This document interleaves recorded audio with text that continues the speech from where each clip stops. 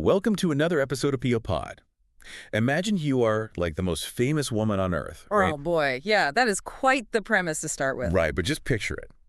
And then a grainy security video leaks to the press, and it shows your husband being physically attacked by your sister in an elevator over, alleged infidelity. Right, arguably the most scrutinized elevator ride in history. Exactly.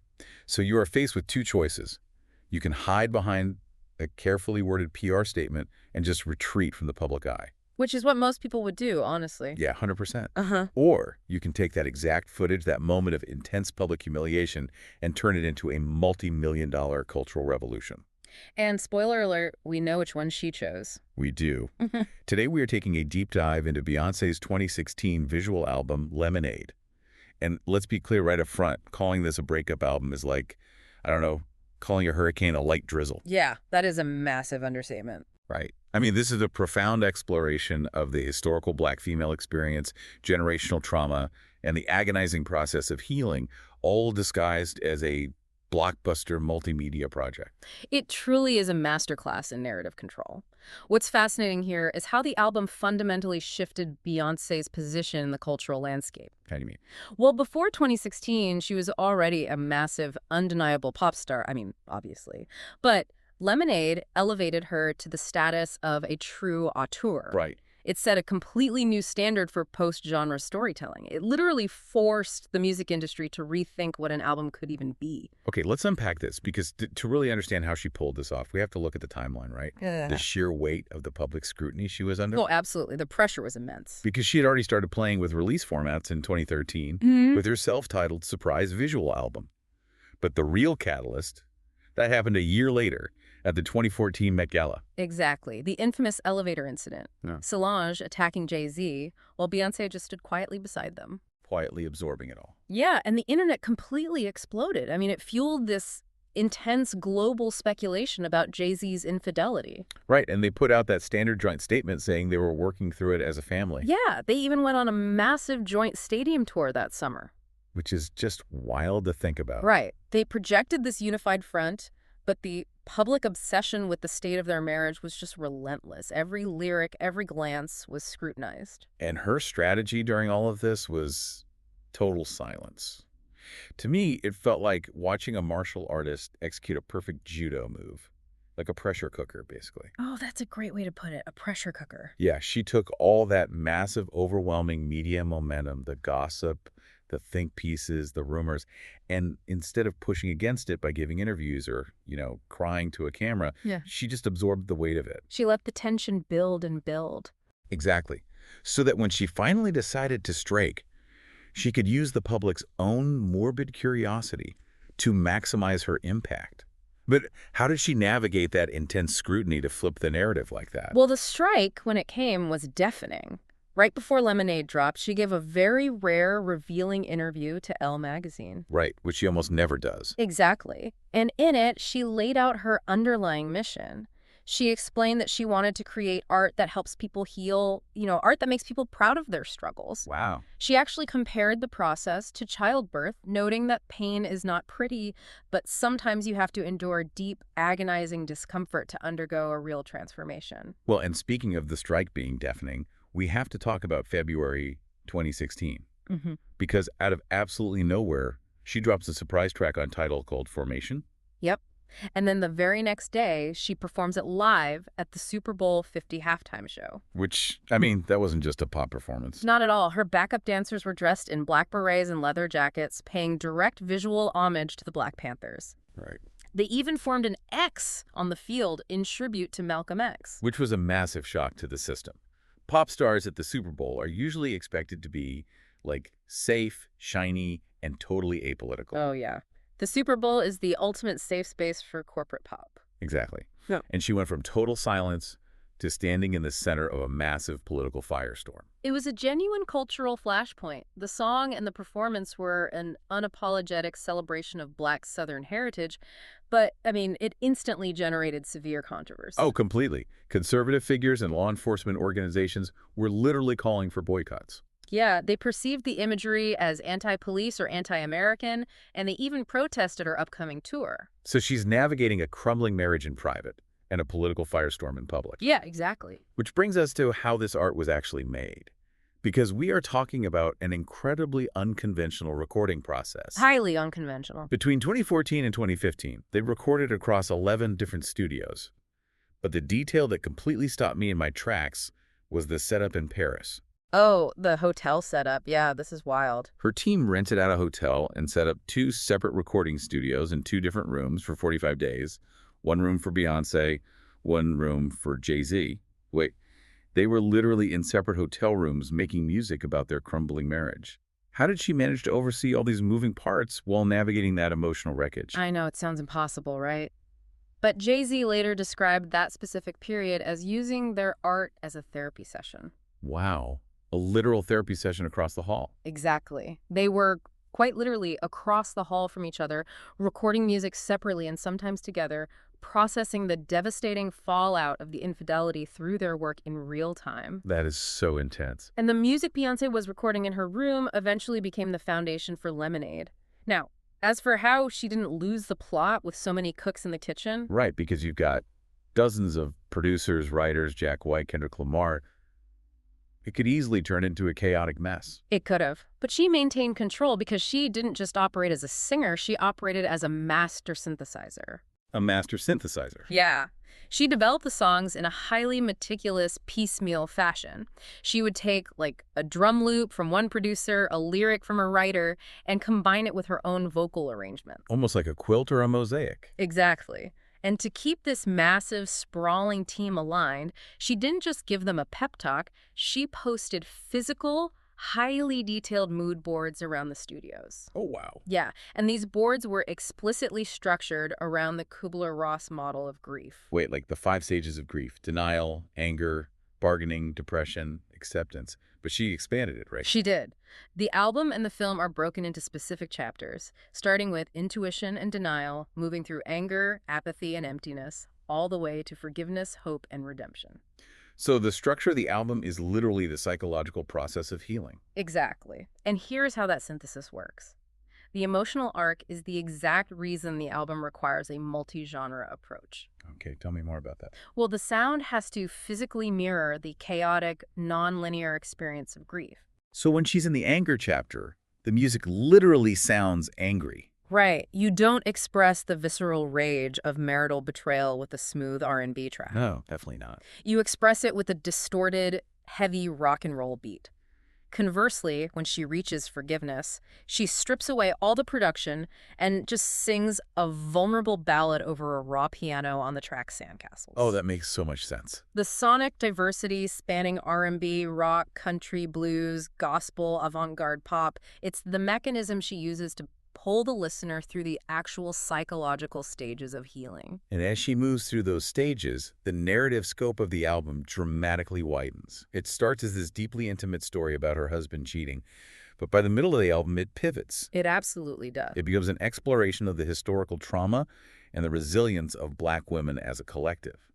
And that pivot is rooted right in the title itself. Yeah, the title Lemonade carries a profound dual meaning tied directly to her family tree. Which I think a lot of casual listeners might miss. Totally. Toward the end of the project, we hear an actual audio recording of Jay-Z's grandmother, Hattie White. Right. It's from her 90th birthday party, and you hear her say to the crowd, "I was served lemons, but I made lemonade." And Beyonce takes that and connects it to her own grandmother, Agnes Darion.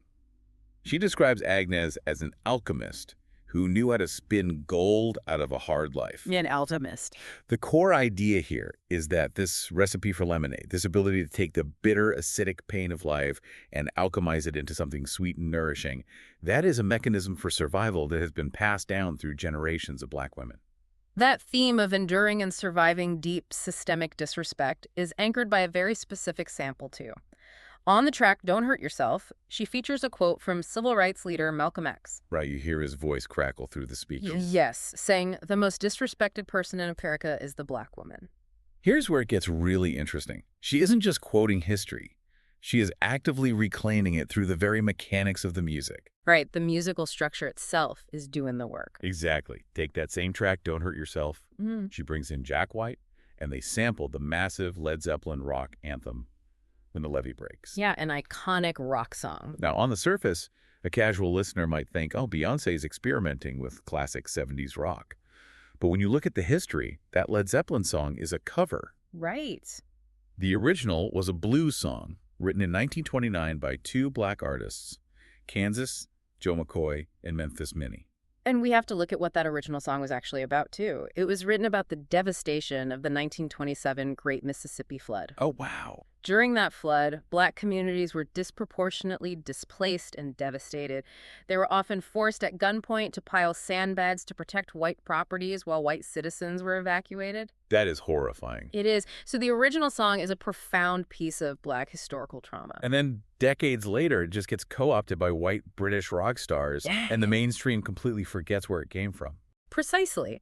This is a brilliant example of a concept known as recuperative historiography. Recuperative historiography, okay. Yeah, by sampling the Zeppelin version, but aggressively layering it with Black female rage, Beyonce is literally rewriting the musical history books. She's taking it back. Exactly. She is taking back a song that was written by Black people about Black history, which had been erased by the white rock and roll establishment. And she does the exact same thing with country music. On the track Daddy Lessons, she writes this incredibly authentic Texas country song, complete with horns and acoustic guitars, to remind the listener that that country genre is fundamentally rooted in Black Southern musical traditions. Yes, the banjo, all of it. It's not just genre hopping for the sake of it. It's a historical correction. It is a revolutionary work of Black feminism. Historically, mainstream media has often reduced Black women to monolithic, one-dimensional stereotypes. Right, very flat portrayals. But Lemonade dismantles that entirely. By asserting ownership over these genres, she grants Black women complexity, agency, vulnerability, and strength, cementing their experiences as the driving force of American culture. And if the audio is doing all that heavy lifting, the visual component takes it into the stratosphere. I mean, the music was accompanied by a 65-minute film that premiered on HBO. A literal cinematic event. Yeah, and the visual alchemy here is so dense it requires multiple viewings just to catch everything. The whole thing is threaded together by the spoken word poetry of British Somali poet Warsan Shire, whose words act as the connective tissue between the stages of grief. Exactly. The visual allusions to slavery and Black history are breathtakingly researched. I mean, in one visual, she features the dungeons of Elmina Castle in Ghana, which was a major, brutal hub of the transatlantic slave trade. Oh, wow. But she doesn't just show historical pain, she shows resistance. Like, in the visual for Love Drought, she references Igbo Landing. I want to slow down and explain Igbo Landing, because it is so heavy. In 1803, off the coast of Georgia, a group of enslaved Igbo people rebelled and took control of their slave ship. Right. Rather than submit to a lifetime of brutal enslavement in America, they chained themselves together and marched into the waters of Dunbar Creek, choosing to drown. It's one of the most powerful stories of resistance in American history. And in the film, Beyonce visually recreates this with a line of women marching into the water. She also uses fashion as a historical weapon, you know? In several scenes, we see her wearing a Tignon, which is a specific type of headscarf. Okay, what's the significance of that? It directly references the 1786 Tignon laws in Louisiana.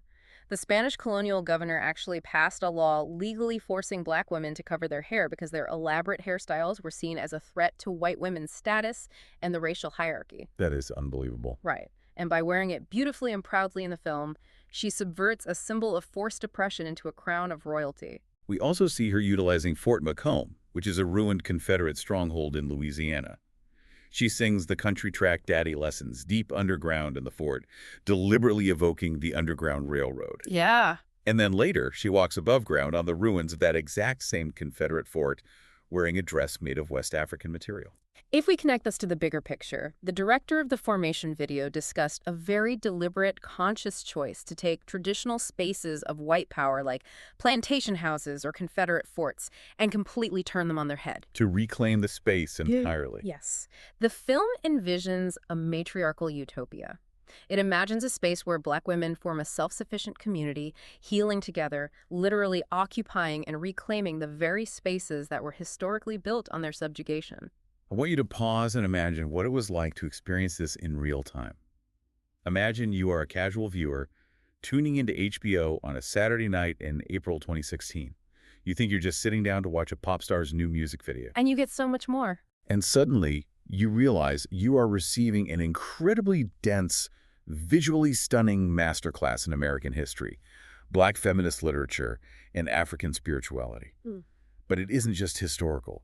She brings that trauma painfully into the present day. The modern references are devastating. In one of the most sobering sequences of the film, we see the mothers of Trayvon Martin, Michael Brown, and Eric Garner. Yeah, that part is so tough to watch. They're sitting quietly, looking directly and silently into the camera, holding photographs of their late sons. It's a total emotional whiplash. By including them, she connects the historical devaluation of Black life during slavery straight through to the contemporary Black Lives Matter movement. It was an incredibly bold, unapologetic statement. And because it was so unapologetic, it caused massive friction when this project collided with traditional, predominantly white industry spaces. Oh, the backlash was real. Yeah, the collision at the 2016 Country Music Association Awards is a perfect example. Yes. She performed Daddy Lessons alongside the Dixie Chicks at the CMAs. Now, critics universally praised the performance as a highlight of the night. But the backlash was fierce. It really was. A very vocal segment of conservative country fans flooded social media with racism, sparking a massive, ugly debate about who is, quote-unquote, allowed to claim country music, completely ignoring the historical correction Beyonce was making about the genre's roots. And that friction wasn't just on social media, you know. It extended to the highest, most institutional levels of the music establishment. Fast forward to the 59th Grammys. Right. Lemonade was heavily favored to win Album of the Year, but it lost to Adele's album, 25. And Adele's reaction was completely unprecedented. Yeah, she was shocked. She gets on stage in tears and famously breaks her Grammy trophy in half during her acceptance speech, dedicating the win to Beyonce. In the press room afterward, Adele explicitly stated that the people at the top of the Grammy establishment, in her words, don't know what a visual album is. That's right. She basically called them out. She pointed out that the loss undermined the very specific, profound grief of women of color that Lemonade so powerfully validated. This raises an important question. Did the music establishment actually fail to understand the visual album format? Or were they just uncomfortable with unapologetic Blackness? I mean, it is highly likely a combination of both. Yeah. The traditional awards infrastructure is rigid. It historically struggles to categorize and reward multimedia genre-defying works. But more importantly, the explicitly political, racial, and historical themes of Lemonade deeply challenge the safe, apolitical expectations of mainstream pop awards. The establishment wants things to be comfortable. Right. They often prefer art that doesn't challenge its own foundations. However, while the award system revealed its own limitations that night, the true validation of Lemonade isn't a trophy. No, definitely not. It's the album's immense cultural permanence. The legacy is absolutely staggering. The industry credits Lemonade with single-handedly reviving the album format. In an era completely dominated by quick singles and Spotify playlists, she proved people still hungered for a cohesive narrative. People wanted a real story. Exactly. It inspired a wave of high-concept visual albums from artists like Snoop Dogg and Fiona Apple. Even Jay-Z's own critically acclaimed album, 4.44, which dropped a year later, is widely seen as a direct, vulnerable, artistic response to Lemonade. And its impact reached far beyond the recording studio. It penetrated academia at the highest levels. Oh, really? Yeah, institutions like Harvard, the University of Texas at Austin, and the University of Pennsylvania created entirely new courses and syllabi based solely on dissecting the visual album, exploring its dense ties to Black feminism, history, and literature. But perhaps most significantly, the music left the screen and the classroom, and it entered the streets. Songs like Formation and Freedom were immediately adopted by activists. Yeah, they became real anthems. Enduring, vital anthems for the Black Lives Matter movement, sung by crowds at protests globally. And the resonance hasn't faded. Just recently, in 2024, Vice President Kamala Harris utilized Freedom as the official anthem for her presidential campaign. The music has literally woven itself into the political and social fabric of the country. It is the ultimate proof that a piece of commercial pop art doesn't have to be disposable. It can function as a genuine historical text, an instrument for a social movement, and a catalyst for profound cultural conversation. So what does this all mean for you listening right now? Think back to the beginning of this deep dive. It started with a grainy, silent, embarrassing video of a family fight in an elevator. A really difficult moment. It was a moment of intense public humiliation and deep private personal pain. But instead of hiding from it, Beyonce leaned all the way into the wound. She used the generational trauma of her family and the historical trauma of her culture as the exact ingredient she needed to alchemize her pain. She turned a tabloid rumor into a 600-page coffee table book, university syllabi, and a cultural blueprint for the 21st century. It's an incredible testament to the transformative power of art and agency. She didn't just survive the narrative that was being written about her. She completely dismantled it and rewrote it on her own terms, offering a literal roadmap for historical and personal healing in the process. Which leaves us with something pretty profound to mull over today. If Beyonce was able to use her family's generational trauma as a recipe to alchemize her deepest personal pain, what raw, bitter lemons in our own lives are we failing to realize could actually be our greatest source of power? Thanks for listening to People Pod. Keep tuning in for more stories worth knowing.